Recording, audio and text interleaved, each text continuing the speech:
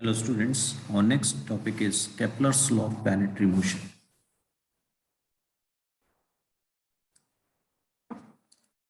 Newton ने जब अपने तीनों लॉ दिए उससे करीब 50 साल पहले केपलर ने अपने बहुत सारे रिसर्च पेपर पब्लिश किए। केपलर जो है ये प्लैनेटरी मोशंस जो है इसको ऑब्जर्व करने के बड़े इंटरेस्टेड रहते थे। इनका बड़ा कीन इंटरेस्ट था इसमें। ये अपनी जो टेलीस्कोप है ये टेलीस्कोप से प्लैनेट्स के मोशन को देखते रहते थे और काफी सारे इन्होंने अपने ऑब्जर्वेशन किए। इन्होंने कभी भी अपने ऑब्जर्वेशन की नंबरिंग नहीं करी, लेकिन बाद में इनकी पब्लिकेशन में से 3 लॉज जो है उसको उठाकर Kepler's law of planetary motion बोला गया। Kepler's first law, second law और थर्ड लॉ। चलिए देखते हैं ये केपलर के 3 लॉज कौन कौन से हैं। पहला लॉ, जिसको लॉ ऑफ ऑर्बिट बोलते हैं, केपलर ने कहा कि हर प्लैनेट जो है वो सन के अराउंड एलिप्टिकल ऑर्बिट में घूमता है और सन उसके किसी एक फोकाई पे रहता है। ये एलिप्स, ये शेप एलिप्स है। देखिए एलिप्स थोड़ा सर्कल से मिलता जुलता है लेकिन सर्कल से अलग है। जब हम सर्कल की बात करते हैं तो सर्कल में एक फिक्स पॉइंट होता है जिसको आप सेंटर बोलते हो, और सरकमफ्रेंस, ये सरकमफ्रेंस पे जो भी पॉइंट होता है ये इससे फिक्स्ड डिस्टेंस पे रहता है। इस फिक्स्ड डिस्टेंस को आप रेडियाई बोलते हो या रेडियस बोलते हो। एलिप्स के अंदर 2 पॉइंट हैं, these 2 points are called as foci, और किसी भी पॉइंट पर फर्स्ट पॉइंट से दूरी और सेकेंड फोकाई से दूरी का सम हमेशा बराबर रहता है। ये एलिप्स की डेफिनेशन है, बट आपको डेफिनेशन के ऊपर नहीं जाना है, आपको ये लॉ याद रखना है। जो लॉ कह रहा है केपलर का first law, law of orbit, ये कह रहा है कि हर प्लैनेट सन के अराउंड घूम रहा है और एलिप्टिकल पाथ पे घूम रहा है। दूसरी बात पे आते हैं, केपलर का सेकेंड लॉ। इस लॉ को लॉ ऑफ एरिया भी बोलते हैं। इसमें केपलर ने कहा कि हर प्लैनेट इक्वल टाइम इंटरवल में इक्वल एरिया स्वीप करता है। मतलब मैं 2 पॉइंट ले लेता हूं, P1 और P2। मैं ऐसा मानता हूं कि 30 दिन में कोई प्लैनेट है वो P1 से P2 पे आया, फिर मैंने एक पॉइंट लिया P3, यहां से 30 दिन पे ये P4 पे पहुंचा। तो P1 सन और P2 को ज्वाइन करके जो एरिया आएगा, ऐसे ही P3 सन और P4 को ज्वाइन करके जो एरिया आएगा वो सेम रहेगा। तो हम यहाँ पर बोलते हैं, ऐसा भी बोल सकते हैं, it's areal velocity, areal velocity is same. यहां से मैं ये भी कंक्लूड कर सकता हूं कि when planet is closer to sun, it move fast। देखिए आपको यहां से समझ में आ रहा है कि यहां से 30 दिन में यहां से लेके इतनी दूरी इसने तय करी, और यहां 30 दिन में और अगर दूर चले जाते तो और कम। अर्थ के केस में ये फिगर बता रहा है कि जनवरी से फरवरी तक ये 1 महीने में इसने डिस्टेंस ट्रेवल किया है।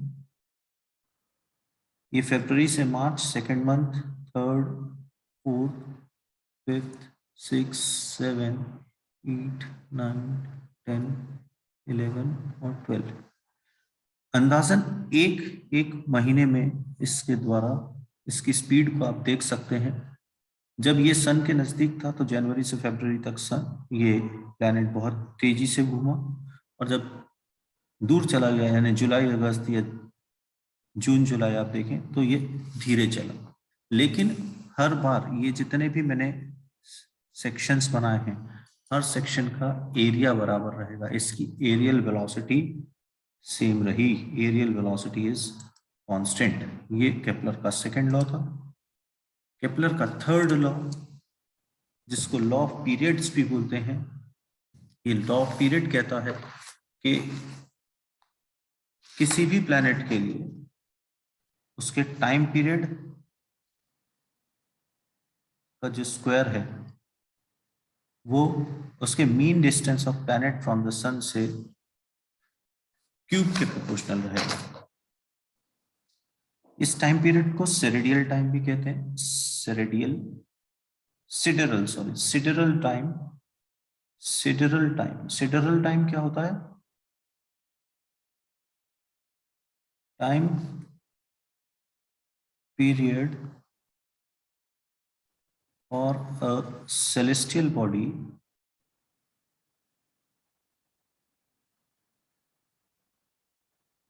within the solar system,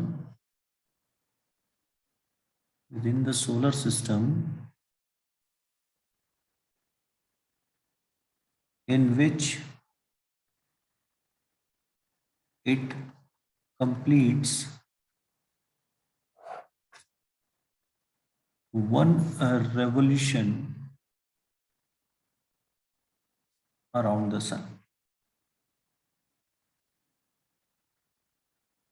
तो ये टी की तो आपको जानकारी मिल गई, टी सिडरल टाइम है या टाइम पीरियड है। अब ये आर क्या है? देखिए ए पॉइंट यहां से लेकर यहां तक, अगर इसको R1 बोलूं मैं और इस पूरे को R2 बोलूं, तो ये R1 प्लस R2/2 है। इसको मैं बोल सकता हूं R, या mean distance of planet from sun. जब आप हायर क्लासेस में आएंगे तब आपको बताया जाएगा कि ये वाला जो एक्सेस है, this is called as major access.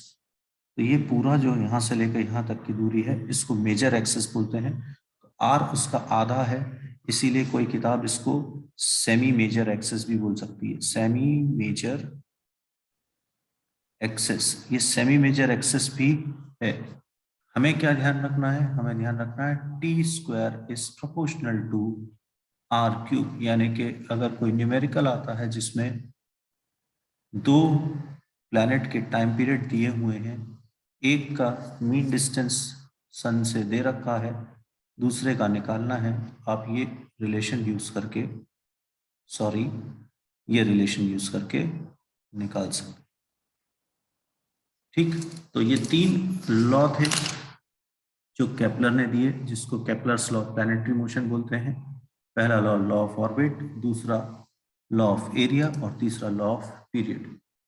Hope ये तीनों लॉज आपको क्लियर हैं अब। Thanks for watching.